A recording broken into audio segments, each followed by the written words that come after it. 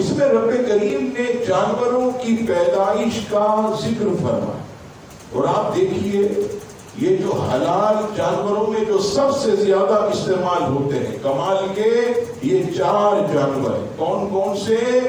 ایک اونٹ نر اور مادہ، دوسرا گائے اور نر اور مادہ، اس کے بعد تیسری چیز بکرا نر اور مادہ یعنی بکرا اور بکری، چوتھی چیز جو ہے یہ ہے دمبا، یہ بھی نر اور مادہ۔ یہ 4 حلال جانور، حلال تو اور بھی ہیں، مرغی بھی ہے، مچھلی بھی ہے، لیکن یہ جو 4 جانور ہیں یہ کثرت سے جو ہے یہ اللہ اکبر استعمال ہوتے ہیں، اور ان کی ہر چیز آدمی کو نفع دیتی ہے، ان کی ہر چیز جو ہے آدمی کو نفع دیتی ہے۔ کمال دیکھیے، ان کا دودھ یہ نفع والا، ان کی ہڈیاں نفع والی، ان کا گوشت نفع والا، ان کے دانت جو ہے یہ نفع والے، ہر چیز جو ہے ان کی نفع والی ہوتی ہے۔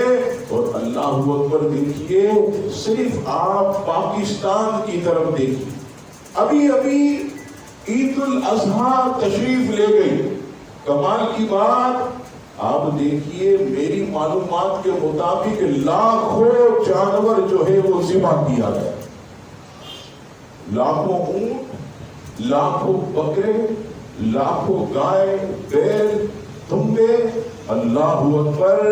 ابھی دیکھیے 11 مہینے نہیں گزریں گے پھر رب کریم اس سے بھی زیادہ پیدا فرما دے گا۔ حلال میں برکت کیسی ہے؟ ابھی 11 مہینے نہیں گزریں گے اس سے بھی زیادہ۔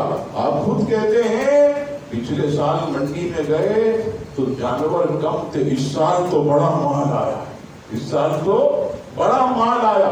یہ حلال کی برکت۔